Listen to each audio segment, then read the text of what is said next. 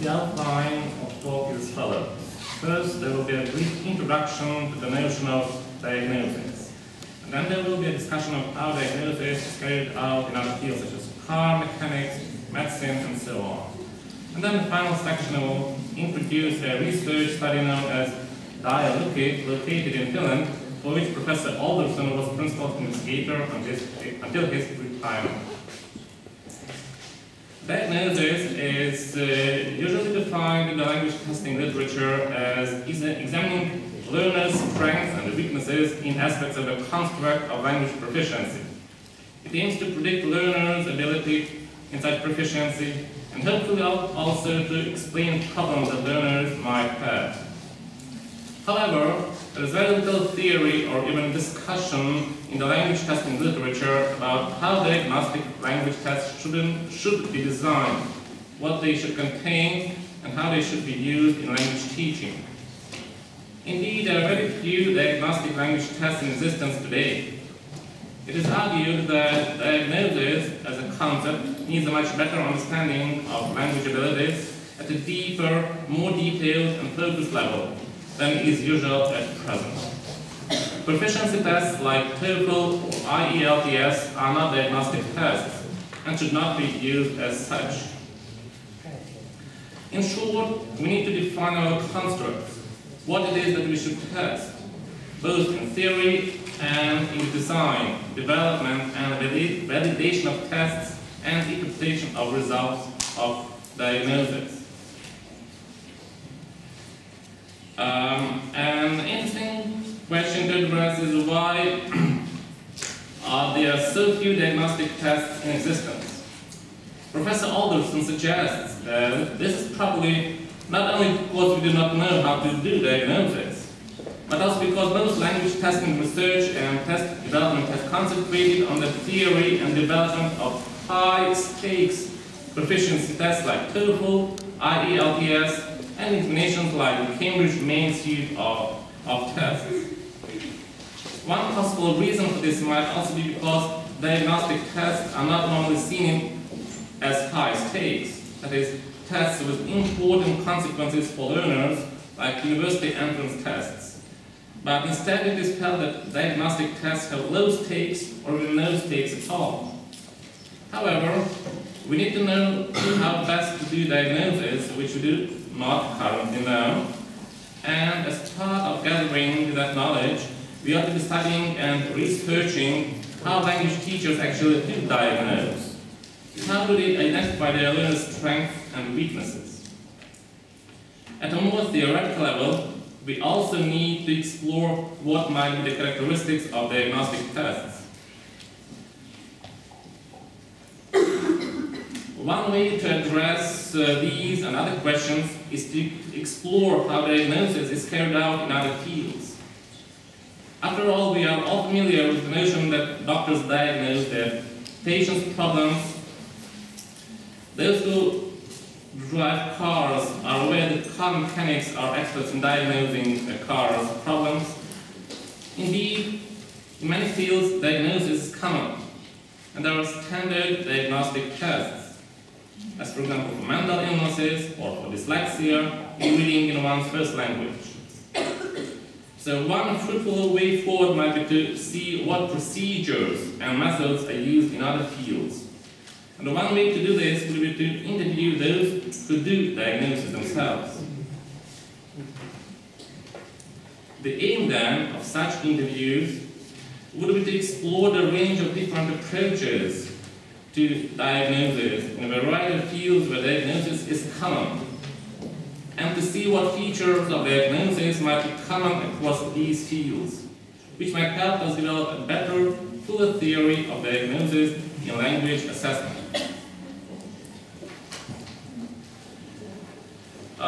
Needless to say, this is not intended to suggest that the idea that Professor Alderson will present here is typical of all or any diagnostic setting, or indeed that all diagnostic in these fields takes place in the way described by those who were interviewed.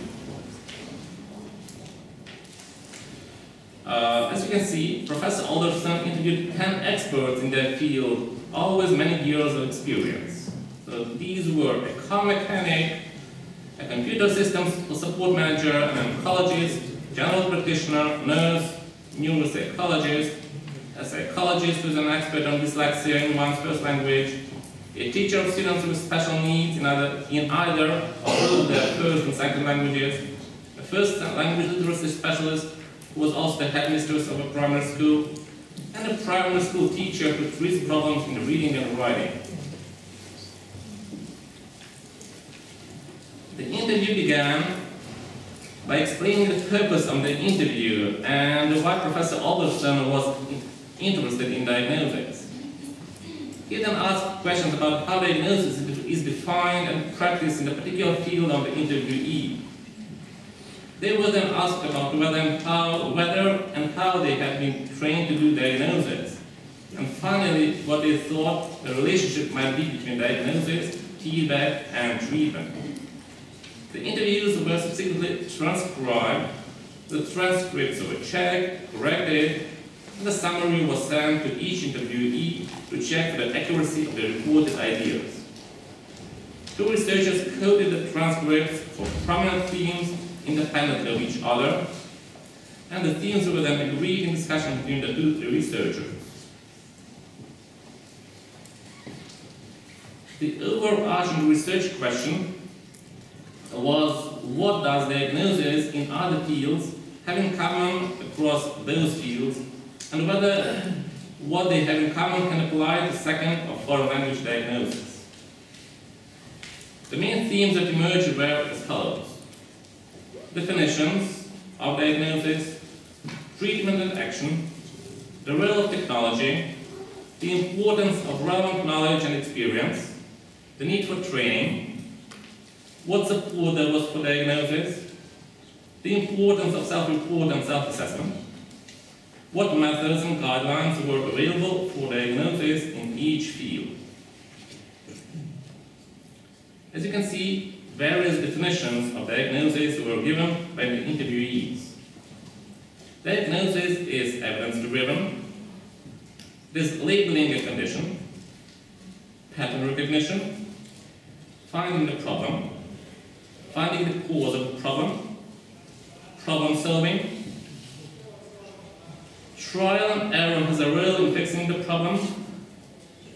A diagnosis is not a diagnosis if one is uncertain what will happen next, and diagnosis is not treatment. So, with respect to the treatment and action which might follow from diagnosis, several opinions emerged. Diagnosis leads to a decision to take action, or it might not lead to action. Diagnosis and treatment are separate but related concepts. Treatment may be related to the causes diagnosed or not. There may be no known treatments, and trial and error are needed. If one compares these generalizations with the situation in second and foreign language testing, it would appear that in the second language context, the relationship between diagnosis and treatment is not or has not been problematized. And in the second language context, the emphasis seems to be not on the diagnosis per se, but on the feedback that teachers give to their learners and the treatment that might occur in class. In recent years, technology has played an increasingly important role in diagnosis in many fields. Computers have become essential aids to diagnosis. Databases have replaced printed instruction manuals in many fields, and therefore people do not need to store enormous amounts of information in their heads.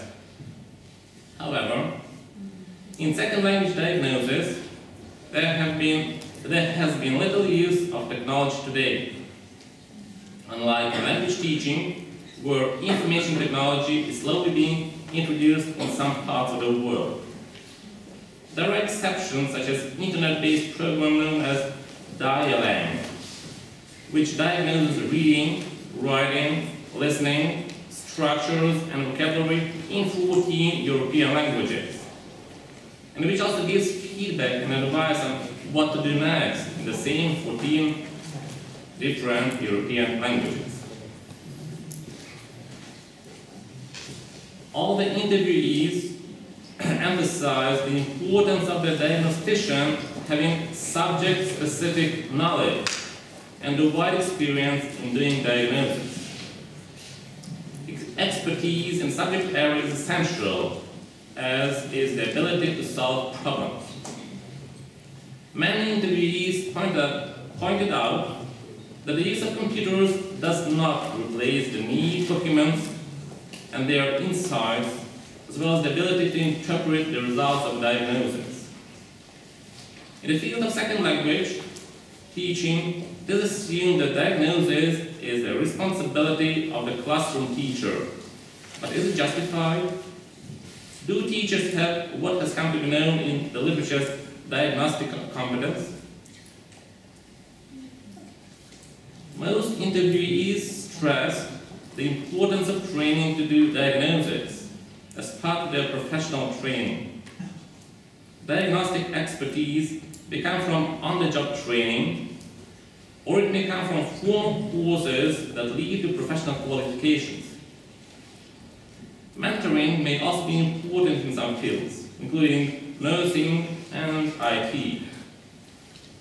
Another important way of learning, of course, is to observe expert diagnosticians at work. But what is the case of second language learning? So, teaching. No formal training in diagnosis appears to exist, and even learning about relevant constructs seems to be rare. Rather, language teachers would appear to have to rely on anecdote, intuition, and trial and error. An interesting theme that emerged was the contrast between basic principles, as in car mechanics, where fuel and electricity are fundamental, or in medicine, such as how the heart works and how blood and oxygen circulate in the body.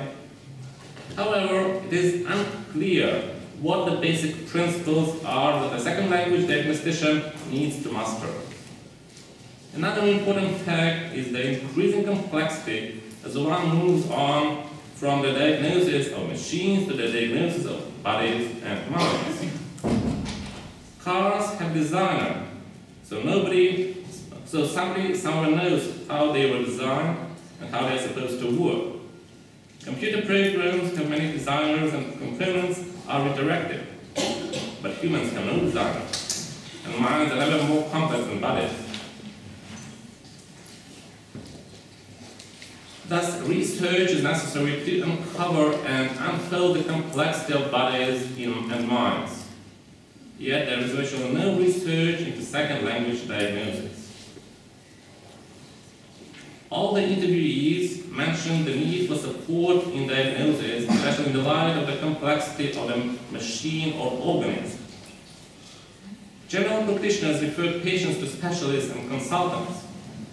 Computer technicians can refer queries to specialists in particular programs or in databases. But what support in diagnosis is available for the second language teacher? Where is the relevant research? What textbooks can be referred to? Which journal articles give teachers advice on diagnosis? In many fields, there are standard procedures for diagnosis. There may be even standardized tests or checklists. Often self-report and self-assessment are an important component of diagnosis. General practitioners are taught standard procedures for carrying out consultations with their patients. And there are guidelines for the observation of L1 readers. But what methods, guidelines, or procedures exist for diagnosis in a second language? As a result of reflecting on these themes from the interviews, Professor Alderson has speculated on the nature of diagnosis and has tentatively hypothesized that it may be possible to derive some principles for diagnosis as follows. A diagnostic test should be designed to be diagnostic. Adequate diagnosis cannot come from the results of proficiency tests which are not designed to be diagnostic. Diagnostic tests should be specifically focused on areas that are known or can be shown to be crucial to good performance in some aspects of language. Diagnostic tests should be based on a clear construct or theoretical understanding of the condition to be diagnosed. Diagnosis should be related to some possible future treatment, if available. The envisaged treatment or intervention should be teachable, learnable, and effective.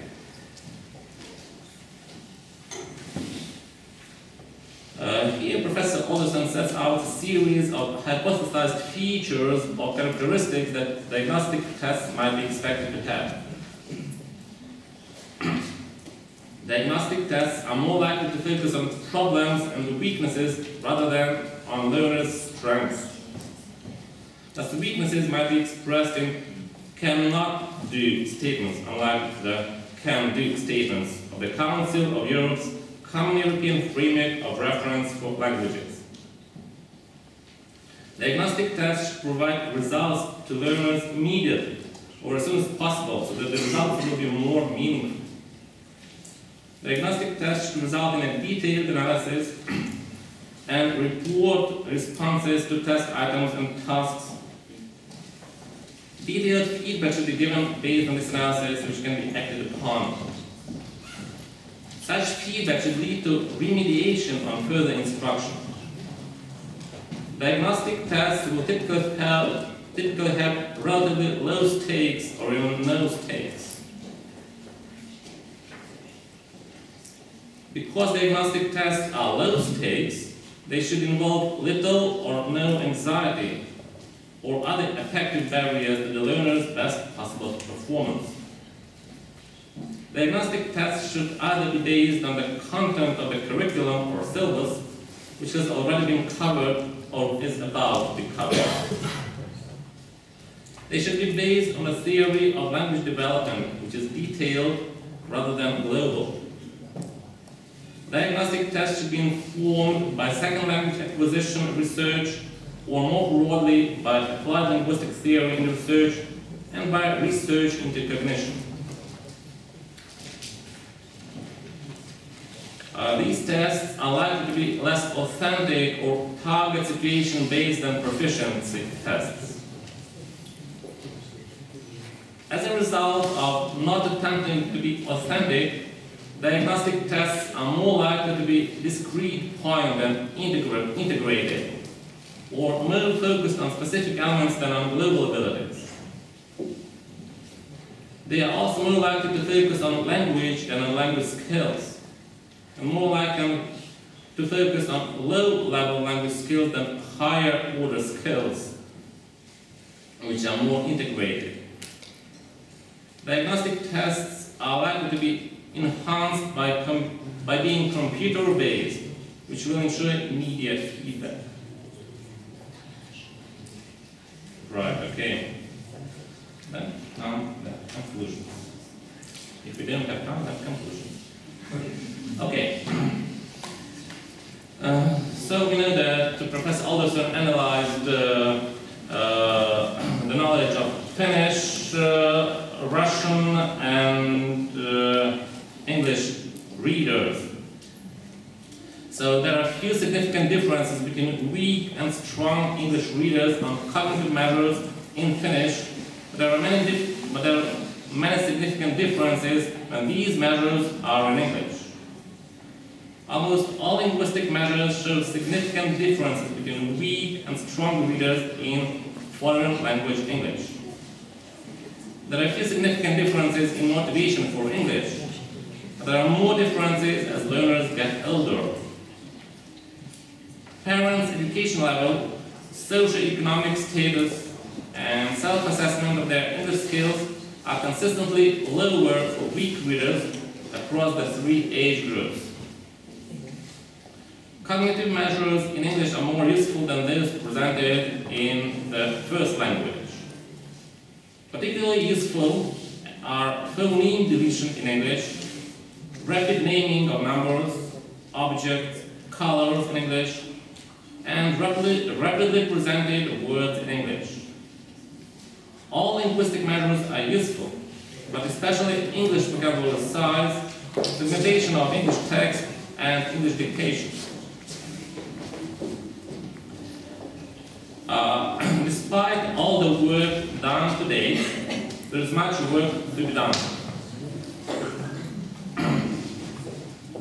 The longitudinal study has been ongoing for over 2 to 3 years, but the team does not have yet the answers to the question, what happens to weak foreign language readers? What is the effect of the third study with its interventions in phonological and morphological awareness, vocabulary learning strategies, and extensive reading?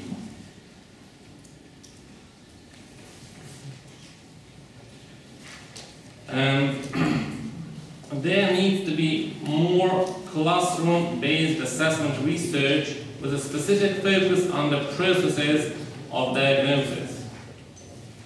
Specifically, a clear understanding of the interface between diagnosis and treatment needs to be explored. The effectiveness of various treatments or interventions based on diagnostic decisions needs to be investigated.